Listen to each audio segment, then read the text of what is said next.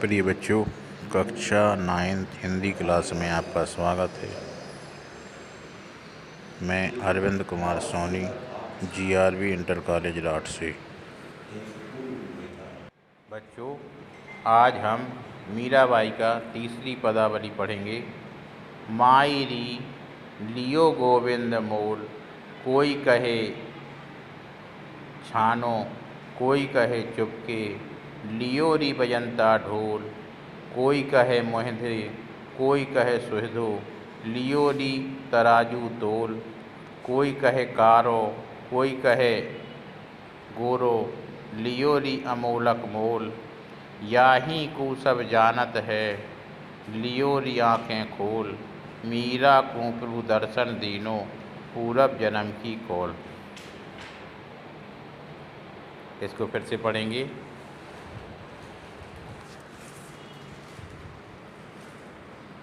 मायरी लियो गोविंद मोल, कोई कहे छानो, कोई कहे चुपके, लियो री बजंता ढोल, कोई कहे मोहधो, कोई कहे सुहधो, लियो री तराजू तोल, कोई कहे कारो, कोई कहे गोरो, लियो री अमोलक मोल, याही को सब जानत है, लियो री आँखें खोल, मीरा को प्रभु दर्शन दीनो, पूरब जन्म की कौल। बच्चों, इसमें कुछ कठिन शब्द हैं, जैसे छानो। छाने का मतलब होता है छिपकर। मोहदो माने होता है महंगा। सुहदो माने सस्ता। कौल का मतलब होता है वचन। बजंता ढोल का मतलब ढोल बजाकर। तो इसकी हम संदर्भ लिखेंगे प्रस्तुत पद्यांश में। मीराबाई ने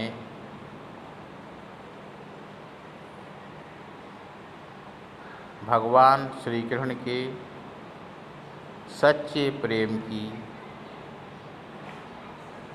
भावना को स्वीकार किया है। मीराबाई कह रही हैं कि मायरी लियो गोविंद मोल, मैंने तो अपने आराध्य श्री गोविंद को मोल खरीद लिया है। लोग मेरे इस प्रेम व्यापार पर नाना प्रकार के आक्षेप लगा रहे हैं। क्या कह रहे हैं? कोई कहे मोहधो, कोई कहे सुहदो, कोई कहता है कि मैंने श्री कृष्ण को छिपकर ले लिया है, कोई कहता है मैंने उनसे चुपचाप संबंध जोड़ लिया है। पर मीराबाई कह रहे हैं लियो री बजंता ढोल, मैंने तो श्री कृष्ण जी को ढोल बजाकर, सभी को बताकर उनकी भक्ति को खरीदा है, भक्ति को किया है। फिर से देखें, मायरी लियो गोविंद मोल, कोई मीराबाई कह रही मैंने तो गोविंद श्री कृष्ण को, जो मेरे आराध्य हैं, मैंने उनको ढोल बजाकर ले लिया है। ये मेरे लिए किसी प्रकार का खरा सौदा है, मेरे लिए किसी प्रकार का बुरा सौदा नहीं है। मैंने तो अपने आराध्य को किसी से छिपकर नहीं लिया है, किसी से छिपाकर नहीं लिया है, मैंने तो सबको बताकर उनकी आराधना को स्वीकार किया है। फिर कहते कोई कहे महंदो, कोई कह रहा है मैंने श्री कृष्ण को बहुत महंगा लिया है, कोई कहता है कि मैंने भगवान श्री कृष्ण की भक्ति को बहुत सस्ती में ले लिया है, कोई कह रहा है मैंने उनसे चुपचाप अपना प्रेम संबंध जोड़ लिया है, पर मैंने तो ढोल बजाकर सभी को बताकर उन्हें अपनाया है। कोई कहता है मेरा यह सौदा बहुत महंगा है, यानी कष्टदायक है।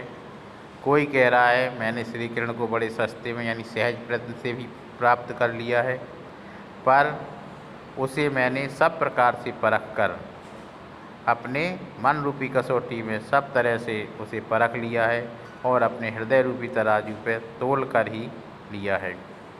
कोई कहे कारो, कोई कहे कि गोरो, कह रहा है कोई कहता है ये काला है, कोई कहता है गोरा है, लेकिन मेरे लिए तो ये बहुत ही अनमोल है, क्योंकि मैंने तो अपने हृदय में उस भगवान श्री कृष्ण की भक्ति को अपने हृदय में पूर्ण रूप से परख लिया है, तभी मैंने उसे खरीदा है।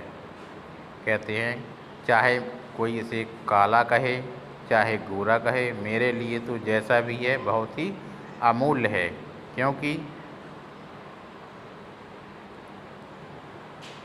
उसे हृदय जैसी मूल्यवान वस्तु के बदले में मैंने खरीदा है।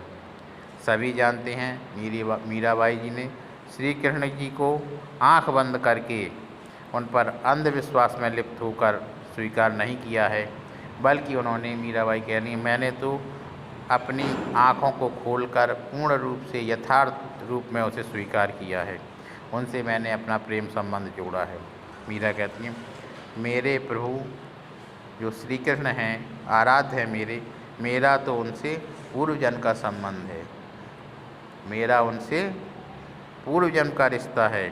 वह मेरे से वचनबद्ध भी हैं, अतः उन्होंने मुझे दर्शन देकर कृतार्थ किया है। इस पद में मीराबाई के पवित्र प्रेम की झांकी दिखाई देती है। मीराबाई की भाषा बहुत ही सरल, सुबोध, सुगम, मिश्रित शब्दावली वाली है।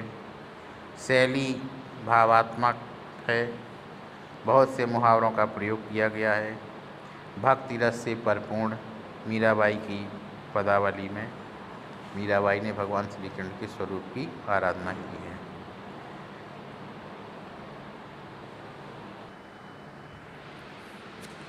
मैं तो, अब हम अगला पद मीराबाई का चौथा पद पढ़ेंगे। मैं तो सांवरे के रंग राची, सज सिंगार बांध पग घुंघरू, लोक लाज तज नाची, गई कुमत लय साधु की संगति, भगत रूप भई साची, गाय गाय हरि के गुण निःदिन, काल ब्याल सुबाची, उन बिन सब जग खारो लागत, और बात सब कांची, मीरा की गिरधर लालसु, भगत रसीली जांची। इस पद में मीराबाई ने श्री कृष्ण के प्रेम में पूर्ण रूप से अपने को समर्पित कर दिया है। और मीराबाई कहती हैं मैं तो सांवरे के रंग, उस सांवरे श्री कृष्ण के रंग में रंग गई हूँ, और मुझे अपने आप पर, अपने स्वरूप का भी, अपने तन मन का भी कोई ख्याल नहीं है। इस पद में मीराबाई जी ने भगवान श्री कृष्ण के प्रेम में निमग्न होकर पूर्ण रूप से उन्हीं के रंग में रंग गई हैं। सांची का मतलब होता है सत्य, ब्याल का मतलब होता है सर्प, खारो माने होता है नीरस या व्यर्थ, कांची माने कच्ची, जाची माने प्रतीत होती है। मीराबाई कहती हैं मैं तो सांवरे के रंग राची। मीराबाई कह रही मैं तो सांवरे श्री कृष्ण के श्याम रंग में रंग गई हूँ, अर्थात उनके प्रेम में आत्मविभोर हो गई हूँ। अतः मैंने लोक लाज को छोड़कर अपना पूरा श्रृंगार किया और अपने पैरों में घुंघरू को बांधकर नाच भी रही हूँ। यानी मैं भगवान श्री कृष्ण के प्रेम में इतनी मग्न हो गई हूँ कि मुझे अब किसी प्रकार का संकोच नहीं है। मैंने अपने पैरों में घुंघरू बांधकर भगवान श्री कृष्ण के सामने नाचना स्वीकार कर लिया है। साधुओं की संगति से मेरे हृदय की सभी पूरी कालिमा मिट गई है और मेरी दुर्बुद्धि भी सद्बुद्धि में बदल गई है और मैं श्री कृष्ण की भक्त बन गई हूँ। अतः फिर आगे कह रही है, अतः मैं श्री कृष्ण के गुणों को, उनके स्वरूप को दिन रात गाती हूँ, जिससे मैं काल रूपी बंधन से मुक्त हो गई हूँ, यानी काल रूपी सर्प के चंगुल से बच गई हूँ। अर्थात अब मुझे जन्म मरण का कोई भय नहीं है। अब मुझे श्री कृष्ण के बिना सारा संसार सूना लगता है, अतः उनके अलावा मुझे सारी बातें व्यर्थ लगती हैं। अतः उनके अलावा मेरे लिए ये संसार व्यर्थ है। मीराबाई श्री कृष्ण को ही अपना पति मानती हैं और उन्होंने कहा है, श्री कृष्ण की भक्ति में ही मुझे आनंद प्राप्त होता है और सारी संसार की वस्तुएं मुझे तुच्छ प्रतीत होती हैं। मीराबाई ने भगवान श्री कृष्ण की एकनिष्ठ भक्ति का सुंदर चित्रण किया है। कृष्ण की दीवानी मीरा को सारा संसार निस्सार और सूना प्रतीत होता है। उनकी भाषा राजस्थानी मिश्रित ब्रज भाषा है। मुक्तक शैली का प्रयोग किया गया है। भक्ति रस और शांत रस का भी समावेश है। बच्चों, आज हमने आपको 2 पद पढ़ाए। अब अगला